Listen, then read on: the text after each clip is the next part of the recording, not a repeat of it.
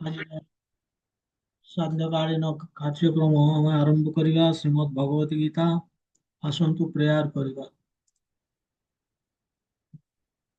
ओम अज्ञानतिमिरन्धस्य ज्ञानञ्जनशलाकया चक्षुरुन्मिलितं येन तस्मै श्रीगुरवे नमः। नमो विष्णुपादाय कृष्णप्रेष्ठाय भूतले श्रीमते भक्तिवेदान्त स्वामिनिति नामिने। नमस्ते सारस्वती देवे गौरवाणी प्रचारिणे निर्विशेष शून्यवादी पाश्चात्य देशतारिणे। नमो महावदन्याय कृष्ण प्रेम प्रदायते कृष्णाय कृष्ण चैतन्य नाम्ने गौरद्विषे नमः। हे कृष्ण करुणा सिंधु दीनबंधु जगत्पते गोपेश गोपिका कांत श्री राधा कांत नमस्तुते। तप्त कांचन गौरंगी राधे वृंदावनेश्वरी वृषभानुसुते देवी प्रणमामि हरिप्रिये। वाञ्छाकल्पतरुभ्यश्च कृपा सिन्धुभ्यैव च पतितानां पावनेभ्यो वैष्णवेभ्यो नमो नमः। जय श्री कृष्ण चैतन्य प्रभु नित्यानंद श्री अद्वैत गदाधर श्रीवासादि गौरभक्त वृंद। हरे कृष्ण कृष्ण कृष्ण हरे हरे हरे राम राम राम हरे हरे। ओम नमो भगवते वासुदेवाय। ओम नमो भगवते वासुदेवाय। ओम नमो भगवते वासुदेवाय। हरे कृष्ण। आज पूरा थीन अटेंडेंस क्योंकि बहुत महत्वपूर्ण श्लोक ये श्लोक रे एक्चुअली आम जानिबा जे काहीकि आमे फसिकी अछे भौतिक जगत रे। ये श्लोक मध्य सेई डायरेक्शन रे हमको किछिटा मेसेज दब। तेबे जाओ आमे आजी नवा श्लोक 27 तृतीय अध्याय कर्मयोग श्रीमद् भगवद गीतार तृतीय अध्याय 27 नंबर श्लोक 26 पर्यंत आमे कंप्लीट करिचे। श्लोकटी एभଳି ମୁଁ ସେୟାର କରୁଛି।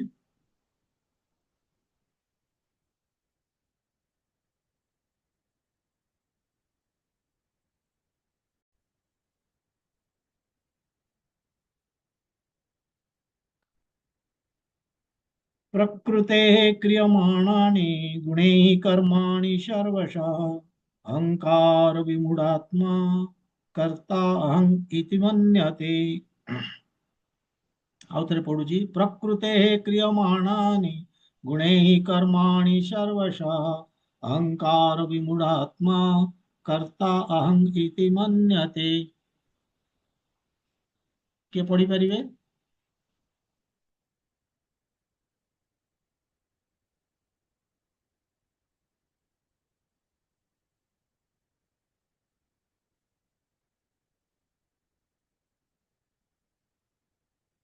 जे पढ़िया कथा पढ़ंतु। केशरी माता जी आपण पढ़िबे बही अछि पाखरे।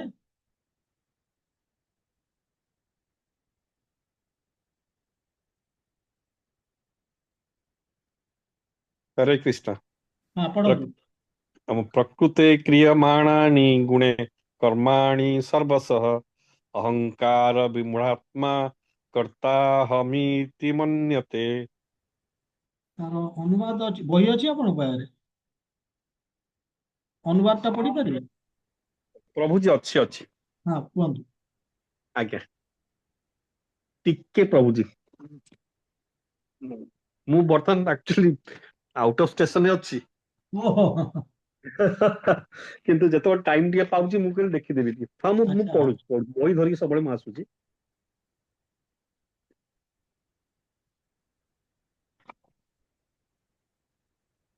आज्ञा एक्चुअली समस्त कर्म सर्वत्व भावे प्रकृतिर गुण मानक द्वारा करा जाउची, किंतु अहंकार रे मोहित अज्ञानी मनुष्य निजକୁ ମୁଁ कर्ता बोली मने करे। अच्छा। ଠିକ ଅଛି। ହରେ କୃଷ୍ଣ। ଆଉ କିଏ ପଢିପାରିବେ?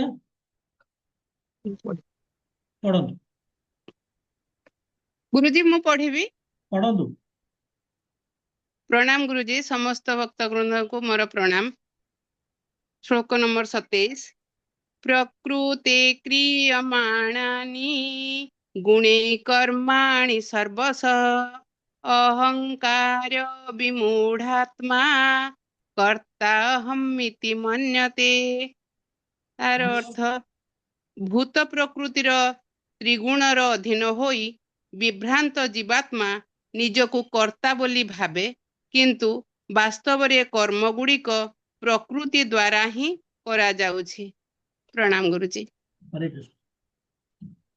ତେଣୁ ଏଠି ଆମେ ଦେଖିବା ବର୍ତ୍ତମାନ ଯେ ତାକୁ ଆମେ ये सुंदर श्लोकटी। ଏଥର ପ୍ରଥମ ଭଗବାନ ଏଠି ସେକେଣ୍ଡ ଲାଇନରେ କହୁଛନ୍ତି ଅହଙ୍କାର ବିମୂଢ।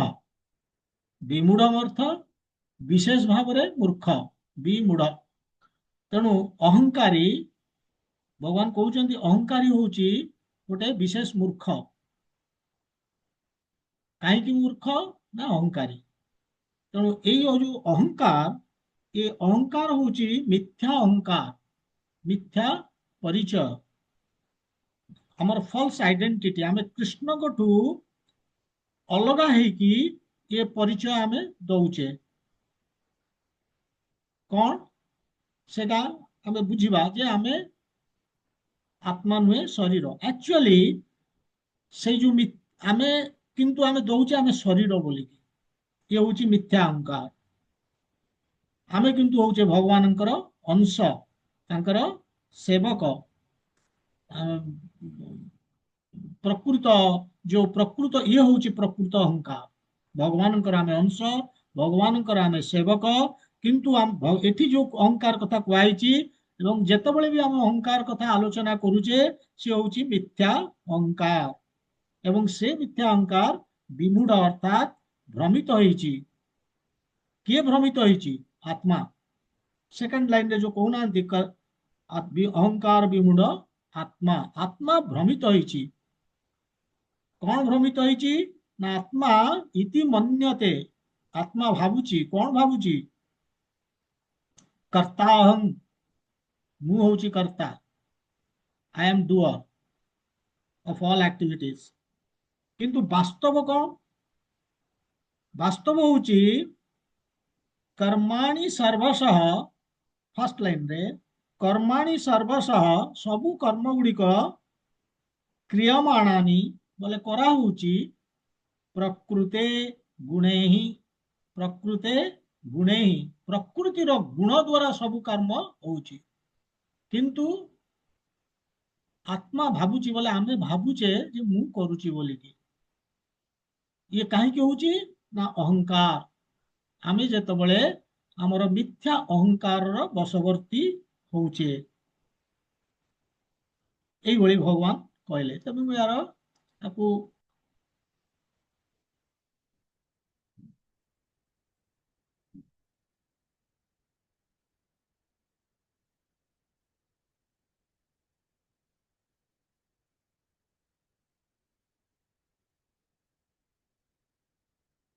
ତେବେ ଆମେ ଦେଖିଲେ ଯେ ପ୍ରକୃତି ଦ୍ୱାରା ସବୁ କର୍ମ ହଉଛି, ପ୍ରକୃତିର ଗୁଣ ଦ୍ୱାରା। କିନ୍ତୁ ଯେ ଅଜ୍ଞାନୀ, ସେ ଭାବୁଛି ଯେ ମୁଁ କରୁଛି। ଭଗବାନ ତାଙ୍କୁ କହୁଛନ୍ତି ସେ ହଉଛି ଅହଙ୍କାରୀ ଏବଂ ମୂର୍ଖ। କିନ୍ତୁ ଯେ ବିଦ୍ୱାନ, ସେ କଣ ଭାବୁଛି? ନା ସେ ଭାବୁଛି ଯେ ଏଇ ଯୋଉ ଶରୀର, ଏଇ ଯୋଉ ସଂସାର, ଏଇ ଯୋଉ ଇନ୍ଦ୍ରିୟ, ଏଇ ଯୋଉ ମନ, ଏ ସବୁ ପ୍ରକୃତି ଆମକୁ ଦେଇଛି। ସେ ନିଜକୁ, ସେଥିପାଇଁ ବିଦ୍ୱାନ ନିଜକୁ ଭାବୁନି ଯେ ସିଏ ହଉଛି କର୍ତ୍ତା। ସେ ଭାବୁଛି ମୁଁ ପ୍ରକୃତିରେ ଫସି ଯାଇଛି। ବିଦ୍ୱାନ ଭାବୁଛି। କିନ୍ତୁ ଅହଙ୍କାରୀ ଭାବୁଛି ଯେ ମୁଁ ହଉଛି ଏ ସଂସାର, ମୁଁ ହଉଛି ଏ ଶରୀର। ଉଦାହରଣ ସ୍ୱରୂପ ତାକୁ କେମିତି ବୁଝିବା? ନା सपोजिंग आम गाड़ी रे जाऊँ, गाड़ी रे जाऊँ, स्पीड रे गाड़ी जाऊँ, गोटे ब्रेक टे लगेले, हम्प टे आसला, ब्रेक टी लगेले एवं मो हाथ रे मोबाइल थला, से मोबाइल भी तले खसी गला, मु भी हली गली, तले पड़ी गली। ताले मोबाइल जो तले पड़ी गला बा मु खसी गली, ये किए कला? ये कौन मु कली?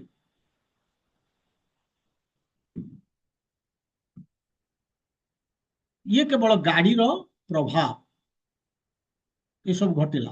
तेणु गाड़ी रे जहा होउची सेटा मु अनुभव करूची, मु करूनी, किंतु मु गाड़ी नुहे।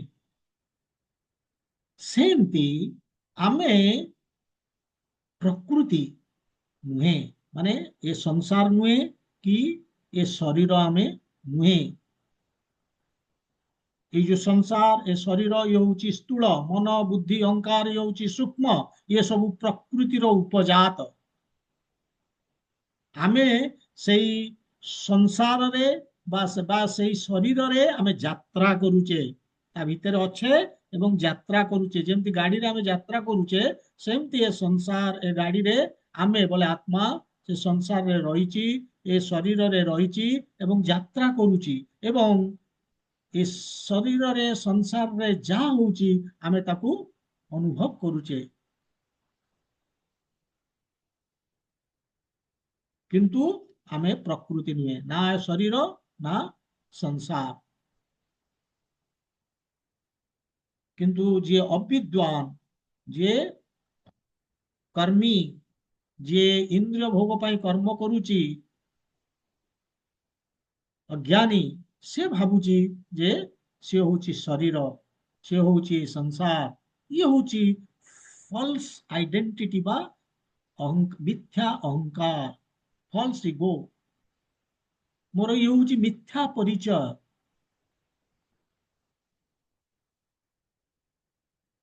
तेणु एठी आमे देखिबा जे अहं शब्दटी जो आसीची सेकंड लाइन रे, अहं कर्ता अहं, ये अहं किए आगो ताकू आमे बुझिबा।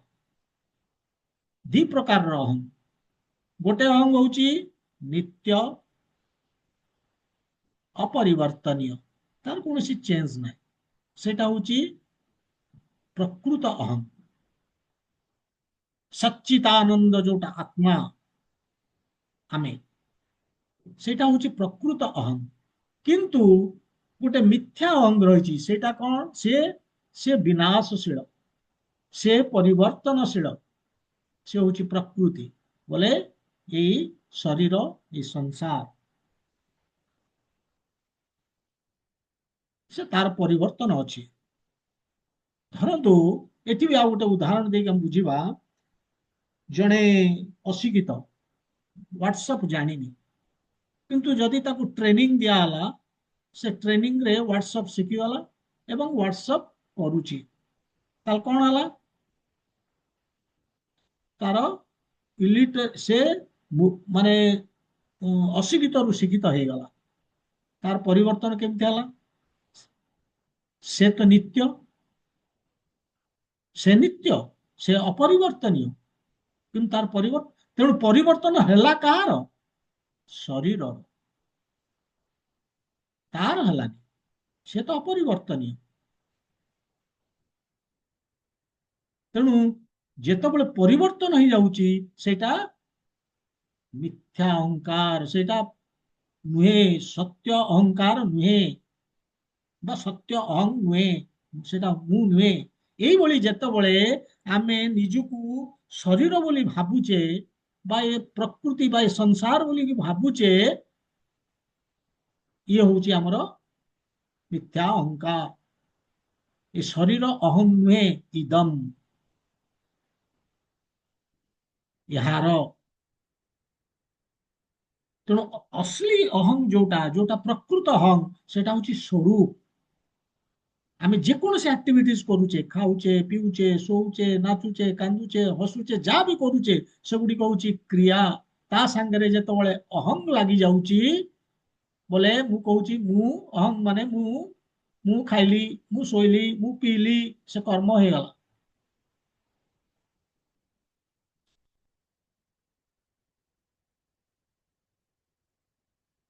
ତେଣୁ ଏଇ ଯୋଉ ଅଶ୍ଳୀ ଅହଂ ସେ ଏଇ ସବୁ କାମ କରେନି, ଖାଇବା ପିଇବା ଶୋଇବା ସେ କରେନି, ଏସବୁ କାମ କରେନି ଅଶ୍ଳୀ ଅହଂ। ସେ ସ୍ୱରୂପ, ସେ କଣ ତାର କାମ କଣ?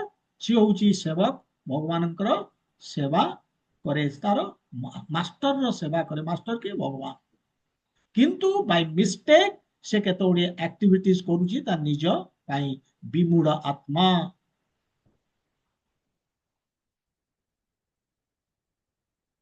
ତେଣୁ ଯେତେବେଳେ ଆମେ ଶରୀରକୁ ଭାବିଦେଲେ ଯେ ଅହଂ ବୋଲିକି, ଏଇଟା ହିଁ ହେଇଗଲା ଆମର ମିଥ୍ୟା ଅହଙ୍କାର। ଯଦି ଶରୀରକୁ ଆମେ ଅହଂ ଭାବିଦେଲେ, ଏବଂ ଏଇ ଯୋଉ ମିଥ୍ୟା ଅହଙ୍କାର ଇଏ କଣ କରୁଛି?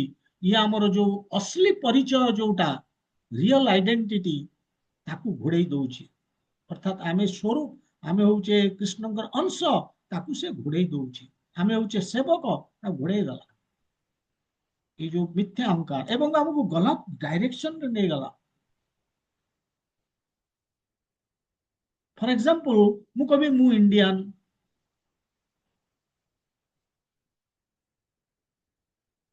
ମୁଁ ହିନ୍ଦୁ, ସାଙ୍ଗେ ସାଙ୍ଗେ ଏହାର ଅର୍ଥ ହଉଛି ମୁଁ ଆମେରିକାନ ବା ପାକିସ୍ତାନକୁ ଘୃଣା କରିବି, ମୁଁ ମୁସଲମାନକୁ ହେୟ ମନେ କରିବି।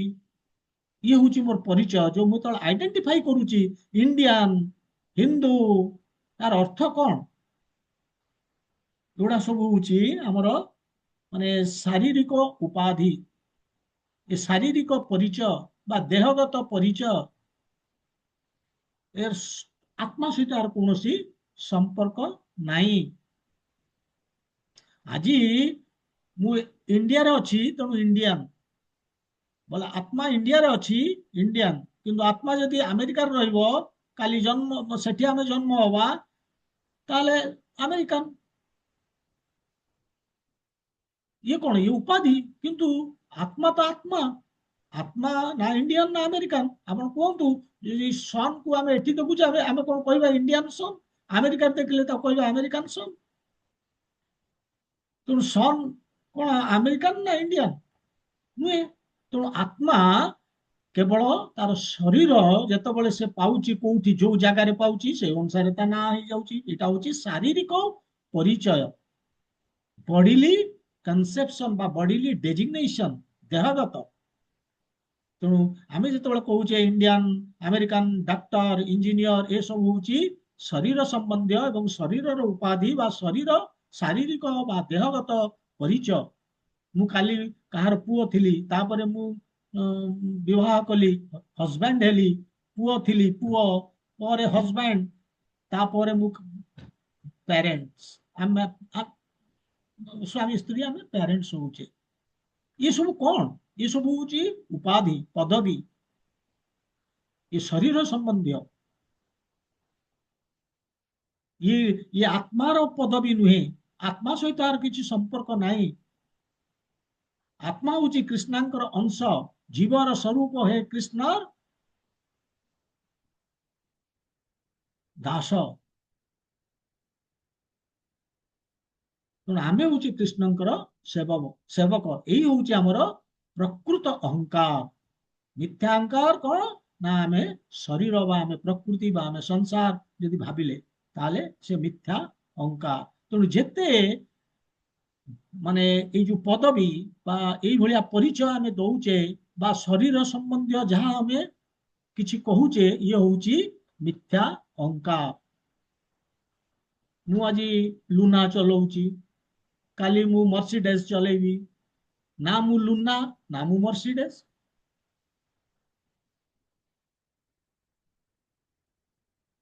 जे लुना चलाऊची से मर्सिडीज चलै परिबो। तेणु सोल रो ए सब किछि गुण नहीं। कौन सी शरीर को से ड्राइव कर परिबो, से मनीष शरीर हो, पशु शरीर हो, किंतु से मनीष नुह कि पशु नुह। आत्मा मनीष नुह कि पशु नुहे। जदि आम देखा जे जो लुनार स्पीड, लुनार जो जेते फैसिलिटी, लुना जो कार्य करुची, सेटा कौन ड्राइवर करुची? सेटा ड्राइवर नुहे। ड्राइवर ताकू जो भाया मेसीन दिहला एमन सब मेसीन मेसीन रो काम मेसीन दिहला ताकू जदि लुना भाया मेसीन टे दिया से तार से भाया स्पीड मेंटेन करिवो जदि ताकू दिहला मर्सिडीज रो से मर्सिडीज रो स्पीड मेंटेन करिवो तो यही भली आमे देखुचे जे आमे तामाने आमे एक्चुअली आत्मा आमे शरीर नुहे किंतु आमे तो भाबी दउचे आमे शरीर आमे संसार रो सेती बळे हमर प्रॉब्लम हे गला आमे मिथ्या अहंकार रो बशवर्ती हे गले नेक्स्ट हमर प्रश्न आसीबो जे आमे जानिबा केमती जे आमे शरीर नुहे आत्मा आमे केम जानिबा देखो प्रभुपाद सी जेतबळे प्रवचन दबाकू विभिन्न जगह को जाती थर लंडन जाते सागर भक्त माने जाती भक्त माने जेतबळे प्रभुपाद कहवाक आरंभ कले we are not the body we are soul Prabhupada कहले एगुड़ा बहुत थर शुणिलुणी गुरुजी आउ किसी अलग जिनस कहतु प्रभुपाद कहले तमे ताहले किछि जानिनो कारण याकू छाड़ीदेले आउ किछि शुणिबार नाही प्रपाद कहवार अर्थ तुम जहाँ जान दैट इज इनफॉरमेशन सेटा गोटे न्यूज भाया we are not the body we are soul have you realized it याकू केबे अनुभव करिसो कि तेणु आमे केमिति जानिबा केमिति अनुभव करिबा जे आमे शरीर नुहे आत्मा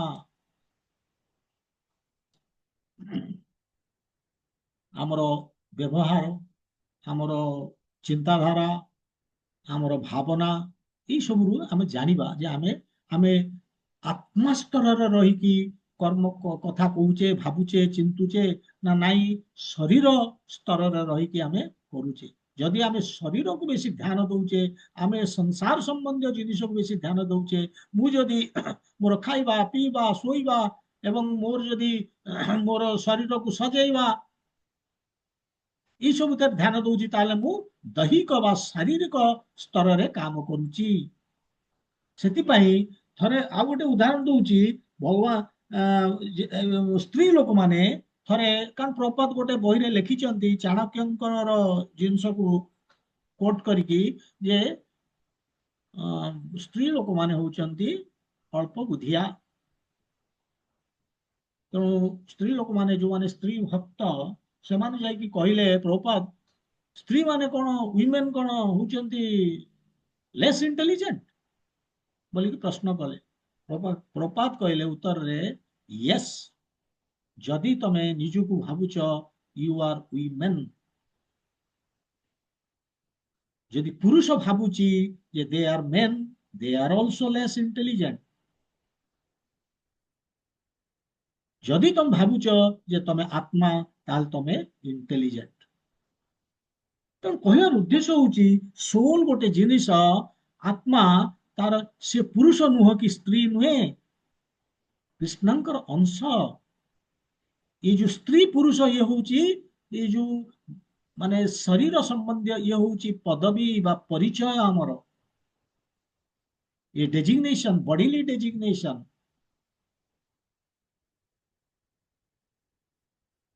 तेणु रियलाइजेशन आमे केमिति अनुभव करिबा जे आमे आत्मा शरीर नुहे आमको आत्मार स्तर रे कर्म करबा को पड़िबो ताहले आमे जानि परिबा केवल आमे जदि भाबी दबा चिंता कर दबा एवं आमे कोडू इनफॉरमेशन ता पाई गले we are not the body we are soul सेथरे आमे केवल हमर रियलाइजेशन आसीबोनी आमे जानि परिबन जे आमे आत्मा प्रपात कहउचंती जे एंगेज इन डिवोशनल सर्विस तमे भक्ति कर प्रपात देखंतु बहुत इंटेलिजेंट प्रपात डिवोशन कहि नाहंती डिवोशनल सर्विस काहे की ना बेले बेले लोक कोन करंती डिवोशन को बुझंती जे हां कोडी जगह बसी जीवा भगवान विषय चिंता करवा टिके आखिरु लुह गड़े दबा यही तो भक्ति आ कोन भगवान को विषय भाबी की से नुहे डिवोशनल सर्विस आमे ପ୍ରକୃତରେ ପ୍ରେମମୟ ସେବା କରୁଛେ। ମୁଁ ବାପାଙ୍କୁ ଭଲ ପାଉଛି କେମିତି ଜାଣିବା କେମିତି? ଯେତେବେଳେ ମୁଁ ସେବା କରିବି, ସର୍ଭିସ। ତେଣୁ ମତେ ସେ କହୁଛନ୍ତି ମତେ ଆତ୍ମସ୍ତରରେ ଆକ୍ଟ କରିବାକୁ ପଡିବ। ତେଣୁ ଭଗବାନଙ୍କୁ ଆମେ ଯଦି ସେବା କରିବା ତାହେଲେ ତାହେଲେ ଆମେ ତାଙ୍କୁ ପ୍ରେମ କରୁଛେ, ଆମେ ତାଙ୍କର ଭକ୍ତି କରୁଛେ। ଭକ୍ତି love means service to the ଗଡ। ତେଣୁ ଆତ୍ମସ୍ତରର କାମ କଣ? ସେବା କଣ? କିଛି ନୁହଁ, ଏଇ ଶ୍ରବଣ କୀର୍ତ୍ତନ ଅର୍ଚ୍ଚନ ସ୍ମରଣ ବନ୍ଦନ ଦାସ୍ୟମ ପାଦ ସେବନମ ଆତ୍ମନିବେଦନ, ଯୋଉ 9ଟି ରହିଛି ଭଗବାନଙ୍କୁ ଭକ୍ତି କରିବାର ଯୋଉ 9ଟା ଆକ୍ଟିଭିଟିଜ, ଏ ସବୁ ଗୁଡିକ ହଉଛି ଆମର ସ୍ପିରିଚୁଆଲ ଆକ୍ଟିଭିଟି।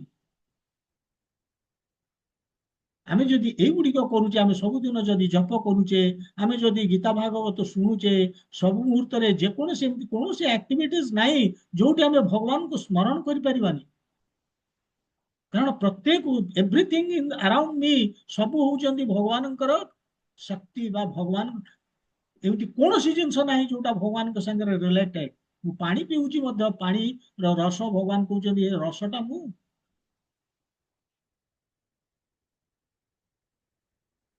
ତେଣୁ ଯେକୌଣସି ଜିନିଷ କଲେ ମୁଁ ଭଗବାନଙ୍କୁ ସ୍ମରଣ କରିପାରିବି। ତା ଛଡା ଭଗବାନଙ୍କର ବନ୍ଦନା ଅର୍ଚ୍ଚନା ଏଇସବୁ ଜିନିଷ କରିହବ ଆତ୍ମନିବେଦନ ବୋଲେ ସମର୍ପଣ ଭଗବାନଙ୍କୁ। ଇଏ ତାହେଲେ ଆମର ଯୋଉ ମିଥ୍ୟା ଅହଙ୍କାର ଚାଲିଯିବ। ଯୋଉ ମୁଁ ଭାବୁଛି ମୁଁ ଆଉ ଶରୀର, ଇଏ ରହିବନି। ପ୍ରଥମେ ତେଣୁ ଆମକୁ କରିବାକୁ ପଡିବ, ଏଇ ହଉଛି କୃଷ୍ଣଙ୍କ ପାଇଁ କାମ, ଏଇ 9ଟି ଆକ୍ଟିଭିଟିଜ। ତେଣୁ ଆମକୁ ଏଇଭଳିଆ କରିବାକୁ ପଡିବ। ତା ଛଡା ଆମର ଚେତନାକୁ ରିଫାଇନ କରିବାକୁ ପଡିବ। ତାହେଲେ ଆମର ଯୋଉ ମିଥ୍ୟା ଅହଙ୍କାର ଚାଲିଯିବ। ଉଦାହରଣ ସ୍ୱରୂପ, ଯଦି ମୁଁ ଘରଟେ ତିଆରି କରୁଛି, ସେ ଘରରେ ମୁଁ କହିଦଉଛି ମୁଁ ତିଆରି କଲି, ମୁଁ କିଛି କଲିନି। ଯଦି ମୁଁ ଭାବିଲି ମୁଁ କଲି ବୋଲିକି, ତାହେଲେ ସେଟା ଗଲତ। କାହିଁକି ନା ଘର ତିଆରି କରିବା ପାଇଁ ଇଟା ସିମେଣ୍ଟ ମାଟି ଏସବୁ ଜିନିଷ ଇଏ କଣ ମୁଁ ତିଆରି କରିଛି? ଭଗବାନଙ୍କର ଯୋଉ ପଞ୍ଚ ମହାଭୂତ ଆମେ ଯାହାକୁ କହୁଛେ, ଭୂମିର ଅପ ନଲ ବାୟୁ ଖାମ୍, ଏ ମାଟି ପାଣି ପବନ ଅଗ୍ନି ଆକାଶ, ଏଇ ଯୋଉ 5ଟି, ଏଇଥିରେ ସବୁ ଜିନିଷ ତିଆରି। ମାଟି ଆସିଲା କୋଉଠୁ? ଇଟା ତିଆରି ହେଲା କେମିତି? ମାଟିରୁ। ପାଣି କିଏ ଦଉଛି? ରେନ୍ ଗଡ। ସେ କାହା ଅଧୀନରେ? ଭଗବାନଙ୍କ ଅଧୀନରେ। ସେଠି ଯଦି ମିସ୍ତ୍ରୀ କହିବ ଯେ ମୁଁ କରିଛି ଘର, ଶ୍ରମଦାନ କରିଛ, ତମେ କଣ କରିଛ? ଶ୍ରମଦାନ କରିଛ। ଏ କ୍ଷମତା ଆସିଲା କୋଉଠୁ? ଏ ଶ୍ରମ ଦାନ କରିବାର କ୍ଷମତା ଆସିଲା କୋଉଠୁ? ପୌରୁଷଂ ନୃଷୁ, ଭଗବାନ କହୁଛନ୍ତି ଏ କ୍ଷମତା ମୁଁ ଦେଲି। ତେଣୁ ଚେତନାକୁ କେମିତି ଆମେ ଉର୍ଦ୍ଧ୍ୱକୁ ନେଇପାରିବା? କୌଣସି ଜିନିଷ ନାହିଁ ଯୋଉଟା କି ଆମେ କହିବା ଯେ ମୁଁ କଲି ବା ମୁଁ ମୋର। ଆର୍କିଟେକ୍ଚର କହୁଛି ମୁଁ ପ୍ଲାନ ଦେଇଥିଲି, ତେଣୁ ଘର ମୋର। ପ୍ଲାନ ଦେବା ପାଇଁ ବୁଦ୍ଧି କାହାର? ବୁଦ୍ଧି ବୁଦ୍ଧି ମତାଙ୍ଗସ୍ମି ବୋଲିକି ଭଗବାନ କହୁଛନ୍ତି। ଏ ବୁଦ୍ଧି, ଯିଏ ଇଣ୍ଟେଲିଜେଣ୍ଟ, ତାକୁ ବୁଦ୍ଧି ଦେଲା କିଏ? ଭଗବାନ। ପ୍ରତ୍ୟେକ ଜିନିଷ ଆମେ ଏମିତି ଦେଖିବା ଯେ ଭଗବାନ କହୁଛନ୍ତି do not take the credit. କେବେ ଚେଷ୍ଟା କର ନା ଶ୍ରେୟ ନବାକୁ ଯେ ମୁଁ କରିଦେଲି। ଭାବନା ରେଜଲ୍ଟ କେବଳ ତମ ଯୋଗୁ ହେଇନି, ଆହୁରି ଅନ୍ୟ ଫ୍ୟାକ୍ଟର ବି ଅଛି। ଏବଂ ସେଥିରେ ମୋଷ୍ଟ ଇମ୍ପୋର୍ଟାଣ୍ଟ ଫ୍ୟାକ୍ଟର ହଉଛି ପ୍ରକୃତି। ଏ ପ୍ରକୃତିରୁ ଆସୁଛି। ଏବଂ ପ୍ରକୃତି କାହା ନିୟନ୍ତ୍ରଣରେ? ମୟା ଅଧ୍ୟକ୍ଷଣ ପ୍ରକୃତି ସୁୟତେ ସଚରାଚର, ମୋ ଅଧୀନରେ ବୋଲି ଭଗବାନ କହୁଛନ୍ତି। କିନ୍ତୁ ଆମେ କହୁଛେ ଯେ ମୁଁ କଲି, କର୍ତ୍ତା ଅହଂ ଇତି ମନ୍ୟତେ, ମୁଁ କଲି ବୋଲିକି କହିଦଉଛି। ଇଏ ହଉଛି ଅହଙ୍କାର, ମିଥ୍ୟା ପରିଚୟ ମୋର, ମୁଁ କଲି, ଏଇଭଳି ଅବିଦ୍ୱାନ ଭାବୁଛି। ତେଣୁ ଆକ୍ଚୁଆଲି କରୁଛି କିଏ ନା ପ୍ରକୃତେ କ୍ରିୟମାଣାନି, ପ୍ରକୃତି ଦ୍ୱାରା ହଉଛି।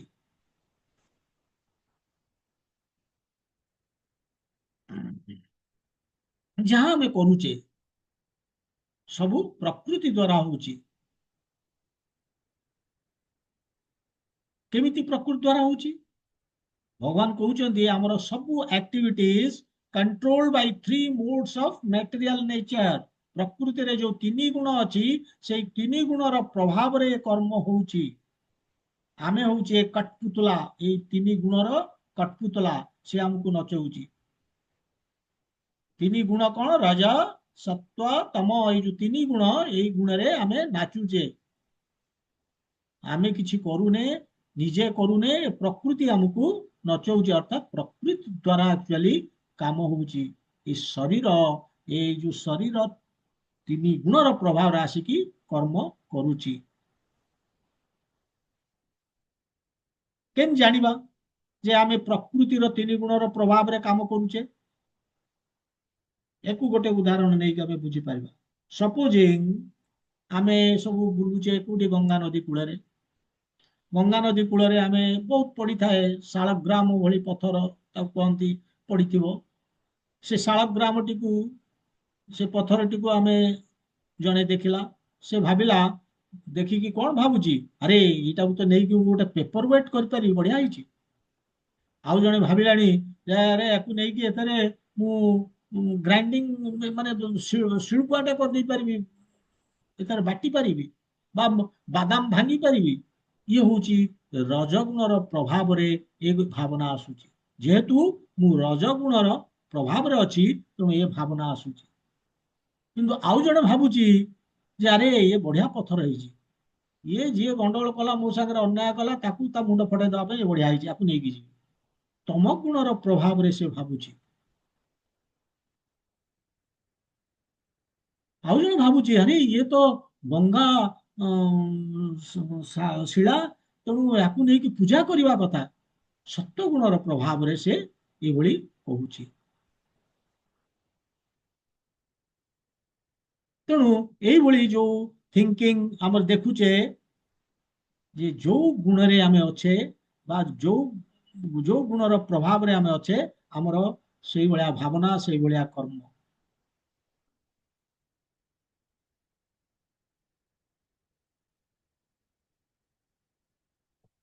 ତେଣୁ ଆମେ ପ୍ରକୃତିର 3 ଗୁଣ ଦ୍ୱାରା ଆମେ ନିୟନ୍ତ୍ରିତ ହଉଛେ। କାହିଁକି? ସେ ବି ଗୋଟେ ଜାଣିବା ଦରକାର ଯେ କାହିଁକି ଆମେ ପ୍ରକୃତିର 3 ଗୁଣ ଦ୍ୱାରା ଆମେ ନିୟନ୍ତ୍ରିତ ହଉଛେ। ଗୋଟେ ସେ ଶ୍ଲୋକରେ ଅଛି, ଆଗରେ ଆମେ ଦେଖିବା ଯେ 13 ଅଧ୍ୟାୟରେ 22 ନମ୍ବର ଶ୍ଲୋକରେ ସେଟା ଆସିବ। ପୁରୁଷ ପ୍ରକୃତିସ୍ଥ, ପୁରୁଷ ପ୍ରକୃତିସ୍ଥ ବୋଲିକି ସେ ଶ୍ଲୋକରେ ଭଗବାନ କହିବେ ଯେ ଆମେ ଯେତେବେଳେ ସଂସାରକୁ ଆସେ, ଆମେ କଣ ଏ ପ୍ରକୃତିର ଅଧୀନରେ ଆମେ ଆସିଯାଏ। ପ୍ରକୃତିର ମାନେ ପ୍ରକୃତିରେ ଆମେ ଅବସ୍ଥାନ କରେ। ପ୍ରକୃତି ଅର୍ଥ ସଂସାର, ଏ ଜଗତ ଏବଂ ଏ ଶରୀର, ଆମେ ସେଇଠି ଅବସ୍ଥାନ କରୁଛେ। ଏବଂ କଲା ଫଳରେ କଣ ହଉଛି? ମାନେ ଆମେ 3 ଗୁଣର ପ୍ରଭାବରେ ଆସୁଛେ।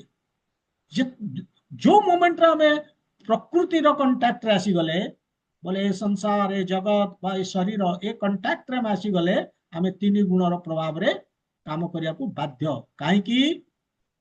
ଭକ୍ତମାନେ ତ ଆସୁନାହାନ୍ତି, ଆମେ କାହିଁକି ଆସି ଯାଉଛେ? ଭକ୍ତମାନେ ଆସୁନାହାନ୍ତି କାହିଁକି ନା ଭଗବାନ ନିଜେ କହୁଛନ୍ତି ଭକ୍ତମାନେ ହଉଛନ୍ତି ମହାତ୍ମା। ମହାତ୍ମାନସ୍ତୁ ପାର୍ଥଂ ପାର୍ଥମାଂ ଦୈବୀ ପ୍ରକୃତି ଆଶ୍ରିତ, ସେମାନେ ଦୈବ ପ୍ରକୃତିର ଆଶ୍ରୟରେ ଅଛନ୍ତି। ରାଧାରାଣୀଙ୍କର ଶକ୍ତି ତାଙ୍କ ପାଖରେ, ତେଣୁ ସିଏ 3 ଗୁଣର ପ୍ରଭାବରେ ଆସୁନାହାନ୍ତି। କିନ୍ତୁ ଆମେ ଆସି ଯାଉଛେ କାହିଁକି? ଆମେ ବହିରଙ୍ଗା ଶକ୍ତିର କବଳରେ ଅଛେ। ବହିରଙ୍ଗା ଶକ୍ତି ପ୍ରକୃତିର 3 ଗୁଣର କବଳରେ। କାହିଁକି ନା କଣ ପାଇଁ ଅଛେ? ସେଇଠି ସେଇ ଶ୍ଲୋକରେ କହୁଛନ୍ତି ଭୁଙ୍କ୍ତେ, କାହିଁକି ନା ଆମେ ଏନ୍ଜୟ କରିବାକୁ, ଉପଭୋଗ କରିବାକୁ ଏ ସଂସାରକୁ ଆସିଛେ। ଇଏ ହଉଛି ଆମର ମନୋବୃତ୍ତି।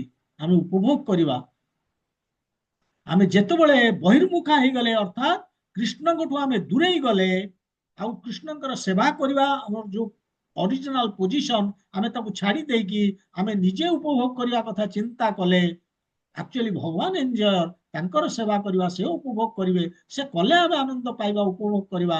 କିନ୍ତୁ ଆମେ ଯେତେବେଳେ ଉଲ୍ଟା କଲେ ଆମେ ନିଜେ ଉପଭୋଗ କରିବା କଥା ଚିନ୍ତା କଲେ ମାନେ ଆମେ ବହିର୍ମୁଖା ହେଇଗଲେ ଅର୍ଥାତ୍ ଆମେ ଚାଲିଗଲେ କୋଉଠିକି ଉପଭୋଗ କରିବାର ମାନସିକତା ଆମଠି ପଶିଗଲା। ସେତିକି ବେଳେ ଯୋଉ ମୋମେଣ୍ଟରେ ଏଇ ମାନସିକତା ଆମର ପଶିଲା ଆମେ ତିନି ଗୁଣର ଅଧୀନରେ ଆମେ ଆସିଗଲେ ପ୍ରଭାବରେ। ଆଉ ତାପରେ ଆମେ କଣ କଲେ ନା ଆମେ ନିଜକୁ ମିସ୍ ଆଇଡେଣ୍ଟିଫାଇ କଲେ ଆମ ଶରୀର ସାଙ୍ଗରେ।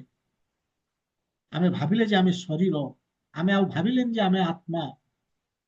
ଇଏ ହଉଛି ଫଲସ ଅହଙ୍କାର, ମାନେ ମିଥ୍ୟା ଅହଙ୍କାର, ମିଥ୍ୟା ପରିଚୟ ମୋର। ତେଣୁ ସେଇ ଶରୀରରେ ଥାଇକି ମୁଁ ଉପଭୋଗ କରିବାକୁ ଚେଷ୍ଟା କରୁଛି। କିନ୍ତୁ ଯେତେବେଳେ ମୋର ପରିଚୟ ପୁରା କ୍ଲିଅର ହେଇଯିବ ଯେ ମୁଁ ଶରୀର ନୁହେଁ, ମୁଁ ସର୍ଭେଣ୍ଟ, ସେବକ, ଭଗବାନଙ୍କର ଅଂଶ, ତେଣୁ ମୁଁ ନିଶ୍ଚୟ ଭାବିବି ମୁଁ କେମିତି ଉପଭୋଗ କରିବି।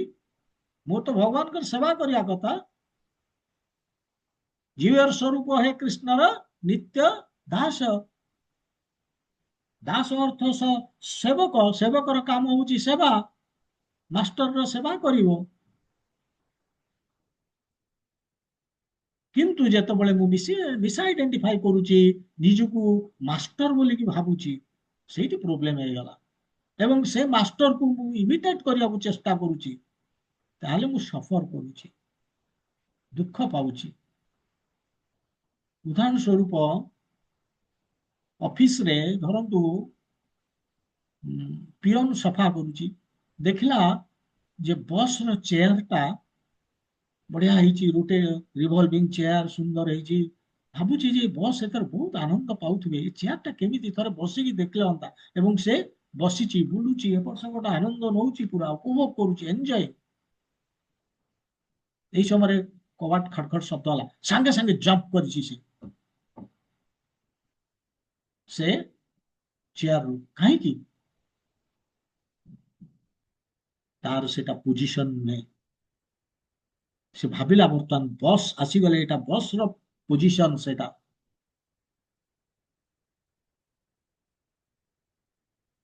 ଏବଂ ସେ ଯୋଉ ଏନ୍ଜୟ କରୁଥିଲା ସେଇଟା ତାର ଫଲ୍ସ ଏନ୍ଜୟମେଣ୍ଟ।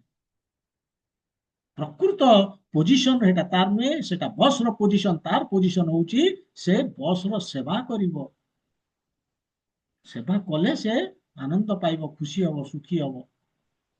ସେଇଭଳି ଆମର ବସ୍, ଆମର ମାଷ୍ଟର ହଉଛନ୍ତି ଭଗବାନ। ତାଙ୍କର ସେବା କଲେ ହିଁ ଆମେ ଆନନ୍ଦ ପାଇବା।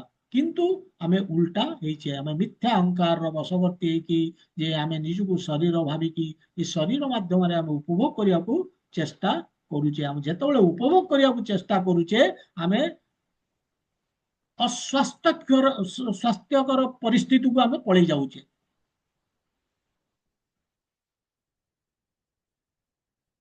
ଆଉ ସୁଖ ଆମେ ପାଉନେ। ମାନେ ଯେମିତି ପୋଲିସ, ପୋଲିସ କଣ ଆମେ ବାହାର ବୁଲୁଛେ ଆମକୁ ପୋଲିସ ଧରିକି ନେଇ ଯାଉଛି କି? କାହାକୁ ନଉଛି? ଯୋଉମାନେ କ୍ରିମିନାଲ, ଗଲତ କାମ କରୁଛନ୍ତି, ରଙ୍ଗ ଡୁୟର୍ସ, ଏବଂ ତାଙ୍କୁ ନେଇକି ବସ୍ ଉଠ କରାଉଛନ୍ତି। କାହିଁକି ନା ସେମାନେ କ୍ରିମିନାଲ। ସେମାନେ ଭଗବାନ ଯୋଉ ସରକାରଙ୍କର ଯୋଉ ନିୟମ ତାକୁ ମାନିଲେନି, ତାକୁ ଉଲ୍ଲଂଘନ କଲେ। ସେମିତି ଆମେ ଭଗବାନଙ୍କର ନିୟମକୁ ମାନିବାର ଅଛି। ତାହେଲେ ଆମକୁ ଏଇ ଯୋଉ ପ୍ରକୃତିର ତିନି ଗୁଣ ଆମକୁ ନଚେଇ ପାରିବନି, କଣ୍ଟ୍ରୋଲ କରିପାରିବନି। କିନ୍ତୁ ଯେତେବେଳେ ଆମେ ଭଗବାନଙ୍କର ନିୟମ ବିରୁଦ୍ଧରେ ଚାଲିଗଲେ ସେଇଠି ପ୍ରୋବ୍ଲେମ ଆସିଗଲା। ଆମେ ଆମେ ନିୟମ ବିରୁଦ୍ଧରେ ଚାଲିଗଲେ କଣ ନା ଆମେ ସେବା କରିବା କଥା, ସିଏ ଏନ୍ଜୟ କରିବେ। କିନ୍ତୁ ଆମେ ଯେତେବେଳେ କୃତ୍ରିମ ଉପାୟରେ ଏନ୍ଜୟ କରିବାକୁ ଚେଷ୍ଟା କଲେ ଶରୀର ମାଧ୍ୟମରେ, ଏଟା ଉଲ୍ଟା ହେଇଗଲା। ତାହେଲେ ଆମେ ସେଇ ପ୍ରକୃତିର ତିନି ଗୁଣ ଅଧୀନରେ ଆସିଲେ, ମାୟା ତାକୁ କହନ୍ତି। ଏବଂ ଆମେ ନାଚୁଛେ, ସେ ମାୟା ଆମକୁ ନଚଉଛି। ଆମେ ଏତେ ଏ ମାୟା ଭିତରେ ଡୁବିକି ଅଛେ, ଆମେ ନିଜେ ଜାଣିପାରୁନେ ଯେ ମାୟା ଆମକୁ କଣ୍ଟ୍ରୋଲ କରିଛି। ଆମେ ଭାବୁଛେ वी आर କଣ୍ଟ୍ରୋଲ ଏବଂ ମୁଁ ସବୁ କରୁଛି।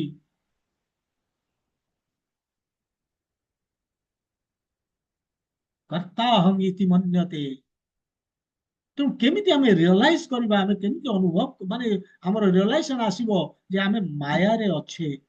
ମାୟା ଯୋଉ ପ୍ରକୃତିର ତିନି ଗୁଣ ହଉଛି ମାୟା, ତାର ଅଧୀନରେ ଆମେ ଅଛେ। ଆମେ କେମିତି ରିଅଲାଇଜ କରିବା? ଯଦି ଆମେ ମାନେ ସତ୍ସଙ୍ଗ କରିବା, ସାଧୁ ମାନଙ୍କ ସଙ୍ଗରେ ଆସିବା, ତାହେଲେ ଆମେ କରିପାରିବା। ଯଦି ଏବେ ଇଭିନ୍ କୃଷ୍ଣ ମଧ୍ୟ ଆସନ୍ତି ଅବତାର ନେଇକି, ସେ ମଧ୍ୟ ବୁଝେଇବାକୁ ଚେଷ୍ଟା କରନ୍ତି। ଆମେ ଯଦି ତାଙ୍କୁ ଫଲୋ କରିବା ବି ହବ, ସେ ବି ଭଗବତ ଗୀତା ଦେଇଛନ୍ତି। ଆମେ ଯଦି ସେଥିରୁ ପଢି ଆମେ ବୁଝିପାରିବା ଯେ ଆମେ ମାୟା ଦ୍ୱାରା ଫସିକି ଅଛେ। ଏବଂ ସେ ତାଙ୍କର ଦୂତ ପଠାନ୍ତି, ତାଙ୍କର ମେସେଞ୍ଜର ଏବଂ ପ୍ରତିନିଧି ପ୍ରଭୁପାଦ ଫର ଏକ୍ସାମ୍ପଲ ପ୍ରଭୁପାଦ ତାଙ୍କୁ ପଠେଇଛନ୍ତି। ସେ ଆମକୁ କହିବେ ଯେ କଣ ମାୟା କଣ, ସେ ଜିନିଷ ଆମେ ଜାଣିପାରିବା ଯେ ମାୟାରେ ଆମେ କେମିତି ଅଛେ। ଯଦି ଆମେ 24 ଘଣ୍ଟା ଆମେ ମୋବାଇଲଟେ ଧରିବା ଏବଂ ତାକୁ ଏନ୍ଜୟ କରିବା, ଆମେ କଣ ରିଅଲି ଏନ୍ଜୟ କରିବା? ଯେତେ ଏନ୍ଜୟ କଲେ ବି ଆମେ ଆମର ଏନ୍ଜୟମେଣ୍ଟ, ଆମେ ଯୋଉ ପର୍ଯ୍ୟନ୍ତ ଖାଦ୍ୟ ନ ଖାଇଛେ, ଶରୀର ଖାଦ୍ୟ ପାଇନି, ଆମେ କେବେ ହେଲେ ଏନ୍ଜୟ କରିପାରିବା? ଆମେ ସୁଖୀ ହେଇପାରିବା? ସେମିତି ଆମେ ଯାହା ବି ଶରୀରକୁ ନେଇକି ଆମେ ଉପଭୋଗ କରେ, କିନ୍ତୁ ଯୋଉ ପର୍ଯ୍ୟନ୍ତ ଆମେ ଆମର ଯୋଉ ଆତ୍ମା ପାଇଁ ଯୋଉ ଖାଦ୍ୟ, ସେ ଯଦି ଆମେ ନ ଦେଲେ, ଯାହା କୁହନ୍ତି ସ୍ପିରିଚୁଆଲ ଫୁଡ, ସେ ଯଦି ନ ମିଳିଲା, ତାହେଲେ ଆମକୁ ସୁଖ, ପ୍ରକୃତ ସୁଖ ନାହିଁ। କାହିଁକି ନା ଆମେ ଆକ୍ଚୁଆଲି ଭଗବାନଙ୍କ ସହିତ ଏଇ ସ୍ପିରିଚୁଆଲି କନେକ୍ଟେଡ, ଆଜ ଏ ସ୍ପିରିଟ ସୋଲ, ଆମର ଭଗବାନଙ୍କ ସହିତ ସମ୍ପର୍କ, ଆମେ ଭଗବାନଙ୍କର ଅଂଶ। ଏବଂ ଏଇ ଯୋଉ ଭୌତିକ ଜଗତ, ଇଏ ଦିଶୁଛି ବହୁତ ବଢିଆ, କିନ୍ତୁ ଆକ୍ଚୁଆଲି ଦୁଃଖାଲୟ, ଭଗବାନ ନିଜେ କହିଛନ୍ତି। ଏବଂ ୟାକୁ ଏଇ ଦୁଃଖରୁ ସୁଖ ବାହାର କରିବାକୁ ଆମେ ଚେଷ୍ଟା କରୁଛେ। ଯେମିତି ଗୋଟେ ଓଟ, ସେ କଣ କରୁଛି, ଯୋଉ କଣ୍ଟା ଗଛ ଥାଏ, କଣ୍ଟା ସିଜୁ ଭଳିଆ କଣ୍ଟା, ଯୋଉ ସେ କଣ୍ଟା ଗଛକୁ ସେ ଚାଟେ। କାହିଁକି ଚାଟେ? ନା ସେ ଚାଟିଲେ କଣ ହୁଏ ନା ତାର ଯୋଉ ରକ୍ତ ବାହାରେ, ସେ ରକ୍ତକୁ ସେ ନିଜେ ଖାଇକି ଏନ୍ଜୟ କରେ ଏବଂ ସେ ଭାବୁଛି ଯେ ବଢିଆ ମୁଁ ଉପଭୋଗ କରୁଛି, କିନ୍ତୁ ପରେ ସେ ତା କଷ୍ଟ ଭୋଗେ। ଏଇ ଭୌତିକ ଜଗତ ସେଇଭଳିଆ, ଆମେ ସେଇଭଳିଆ କରୁଛେ। ସେ ଯେମିତି ରକ୍ତକୁ ଚାଟିକି ସେମିତି ତାର ଏନ୍ଜୟ କରୁଛେ, ଆମେ ମଧ୍ୟ ଏଇ ଶରୀର ମାଧ୍ୟମରେ ଆମେ ସେୟା ହିଁ କରୁଛେ। ଫଲ୍ସ ଏନ୍ଜୟମେଣ୍ଟ ତାକୁ କହନ୍ତି। ତେଣୁ ଭଗବାନ କହୁଛନ୍ତି ଆମର ରିଅଲାଇଜେସନ ଆସିବ ଆମେ ଯେତେବେଳେ ଭକ୍ତ ମାନଙ୍କ ସଙ୍ଗରେ ଆସିବା, ଆମେ ଯେତେବେଳେ ଶାସ୍ତ୍ରକୁ ଅନୁସରଣ କରିବା, ଆମର ରିଅଲାଇଜେସନ ଆସିବ। ଆମେ ଜାଣିବା, ପଢିବା, ବୁଝିବା ଏବଂ ଆମେ ଜାଣିବା ଯେ ଆକ୍ଚୁଆଲି ଆମେ ହଉଛେ ତିନି ଗୁଣର ଅଧୀନରେ ଏ କାମ କରୁଛେ, ସତ୍ଵ, ରଜ, ତମ। ଆଉ ଏ ତିନି ଗୁଣରୁ କେମିତି ଆମେ ବାହାରିବା?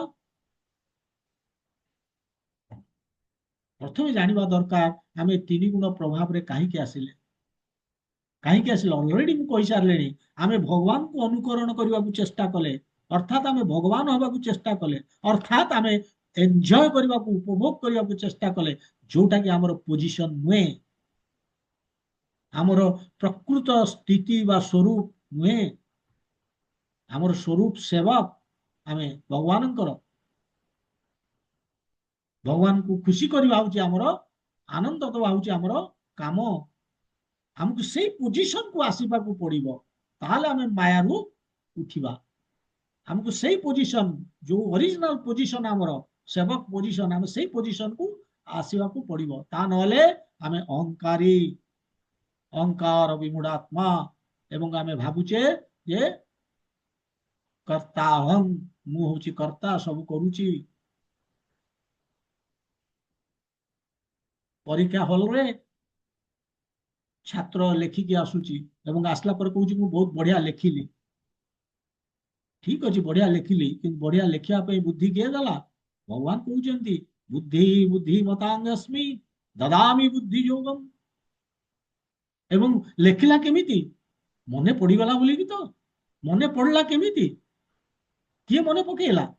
ଭଗବାନ ନିଜେ କହୁଛନ୍ତି ମାତା ସ୍ମୃତି ଜ୍ଞାନଂ ଅପହନଂ ଚ, ମାନେ ମୋଠୁ ଯାଏ ସ୍ମୃତି ଜ୍ଞାନ, ତେଣୁ ମୁଁ ହିଁ ସ୍ମରଣ କରେଇ ଦିଏ, ମୁଁ ହିଁ ଜ୍ଞାନ ଦିଏ, ମୋଠୁ ଯାଉଛି।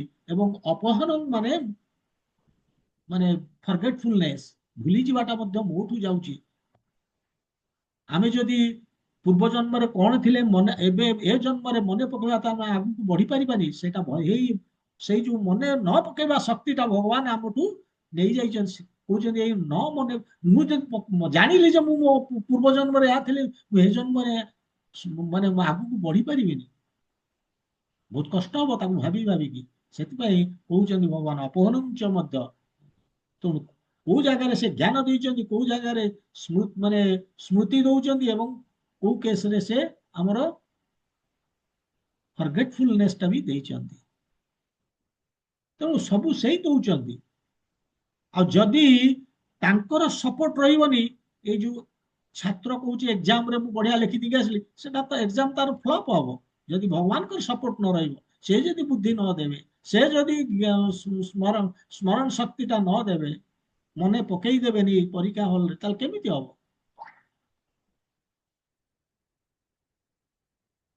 ତେଣୁ ଆମେ କାହିଁକି ଅହଙ୍କାରୀ ହବା? ଭଗବାନ କହୁଛନ୍ତି ଯେ ମୁଁ କଲି ବୋଲିକି କ୍ରେଡିଟ କାହିଁକି ନବା? ଯଦି ଆମେ ନବା ତାହେଲେ ଭଗବାନ କହୁଛନ୍ତି ବିମୂଢ ଆତ୍ମା, ଫୁଲିଶ, ମୂର୍ଖ। ଏବଂ ଆମେ ମାୟାର 3 ଗୁଣରେ ଆମେ ନାଚିକି ଏଇ କଥା କହୁଛେ। ତେଣୁ ଭଗବାନ କଣ କହିଦେଲେ କେମିତି ଆମେ ମୁକ୍ତ ହବା ଏ 3 ଗୁଣରୁ? ପ୍ରଥମେ ଜାଣିବା ଦରକାର କୋଉ କାରଣରୁ ଆମେ 3 ଗୁଣର ଅଧୀନରେ ହେଇଛେ। That is important. ଯେତେବେଳେ ଆମେ ବହିର୍ମୁଖ ହେଲେ, ଆମେ କୃଷ୍ଣଙ୍କଠୁ ଦୂରେଇବା ଆରମ୍ଭ କଲେ, ଆମେ ଏଇ ହଉଛି ବିଜ୍ଞାନ, ଆମର ଯୋଉ ଆଧ୍ୟାତ୍ମିକ ଜ୍ଞାନର ଏଇ ହଉଛି ବିଶେଷ ଜ୍ଞାନ। ଯେ ଆମେ ବହିର୍ମୁଖ ହେଲେ, କୃଷ୍ଣଙ୍କଠୁ ଦୂରେଇ ଗଲେ, ଆତ୍ମା 2ଟି ଡାଇରେକ୍ସନରେ ଯାଇପାରିବ। ଆଇଦର ବହିର୍ମୁଖ ହବ, କୃଷ୍ଣଙ୍କୁ ଦୂରେଇବ, ନିଜେ ଏନ୍ଜୟ କରିବ, ନହେଲେ ଭଗବାନଙ୍କର ସେବକ ହବ। ଆଉ ଥାର୍ଡ ଜିନିଷ କିଛି ନାହିଁ ସେବା କରିବ। ତେଣୁ ଆମେ ବହିର୍ମୁଖ ହେଇଗଲେ ନିଜେ ଏନ୍ଜୟ କରିବା ପାଇଁ। ତେଣୁ ପ୍ରକୃତିର 3 ଗୁଣ ଅଣ୍ଡରରେ ଆସିଲେ ଆମେ।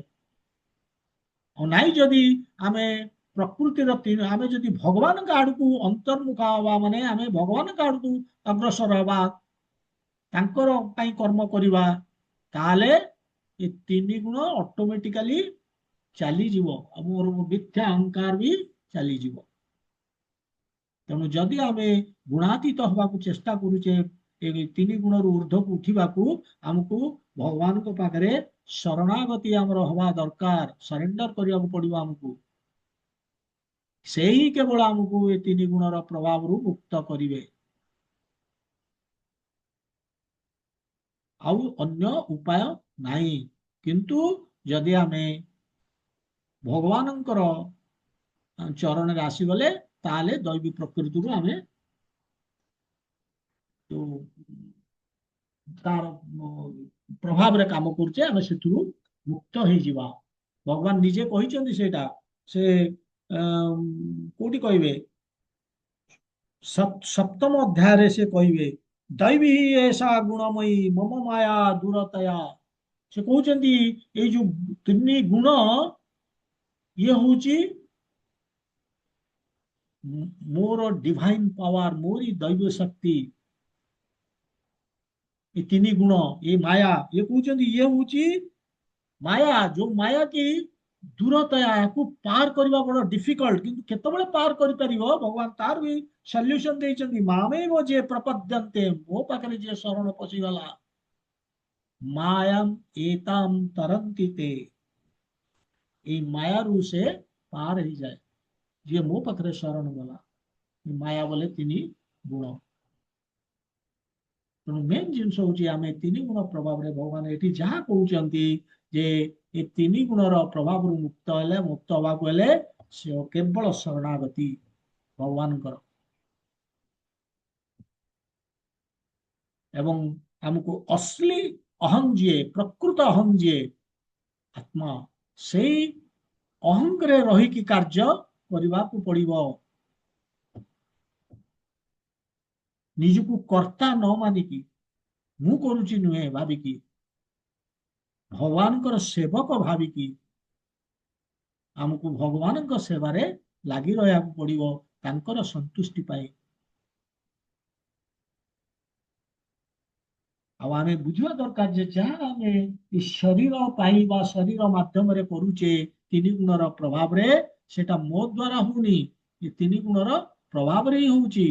କର୍ମାଣି ସର୍ବସ୍ୱ କ୍ରିୟମାଣାନି ପ୍ରକୃତେ ଗୁଣେ ହିଁ, ପ୍ରକୃତିର ତିନି ଗୁଣ ଦ୍ୱାରା ହଉଛି। ତ ଏଇଭଳି ଭଗବାନ ଏଠି ଏକ୍ସପ୍ଲେନ କଲେ। ଗୋଟେ ସୁନ୍ଦର ଶ୍ଲୋକ ଯେ ଆକ୍ଚୁଆଲି ଆମେ ନିଜେ କିଛି କରୁନେ, ଆମେ ଯାହା ବି କରୁଛେ ଆମେ ନିଜେ କିଛି କରୁନେ, ପ୍ରକୃତିର ତିନି ଗୁଣରେ ବାନ୍ଧି ହେଇଛେ। ଆମକୁ ଏ ପ୍ରକୃତିର ତିନି ଗୁଣରୁ ଉର୍ଦ୍ଧ୍ୱକୁ ଉଠିବାକୁ ପଡିବ। ସତ୍ୟ ବି ଆମକୁ ବାନ୍ଧିକି ରଖୁଛି, ସତ୍ୟରେ ମଧ୍ୟ ଆମର ଆସକ୍ତି। ସତ୍ୟରେ କଣ ନା ଜ୍ଞାନ ଏବଂ ସୁଖ ପାଇବା, ଇଏ ବି ଗୋଟେ ପ୍ରକାର ଆସକ୍ତି। ତେଣୁ କହୁଛନ୍ତି ସତ୍ୟରୁ ଉର୍ଦ୍ଧ୍ୱକୁ ଉଠିବାକୁ ପଡିବ, ଶୁଦ୍ଧ ସତ୍ୟକୁ, ବାସୁଦେବ ଷ୍ଟେଟ୍।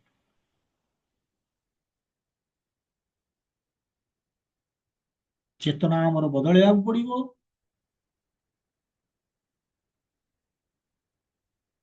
ଏବଂ ଆମର ଭଗବାନଙ୍କ ପ୍ରତି ଯୋଉ ସେବା, ତାକୁ ଆମେ କରିବାକୁ ପଡିବ।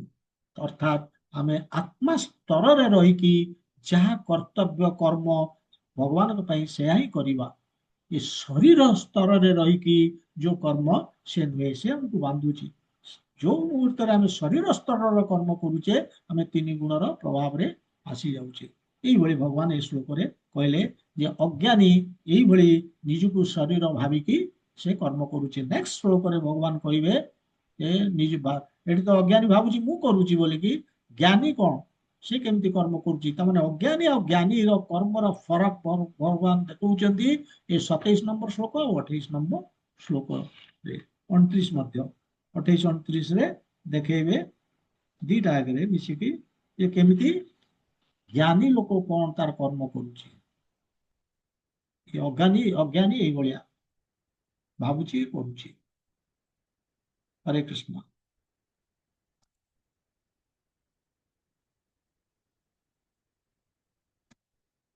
ଆଜି ଏଠି ବିଶ୍ରାମ ନବା, ସମୟ ହେଇଯାଇଛି। ग्रंथराज श्रीमद् भगवद गीता की जय, श्रीला प्रभुपाद की जय, गौर भक्त वृंद की जय। हरे कृष्ण।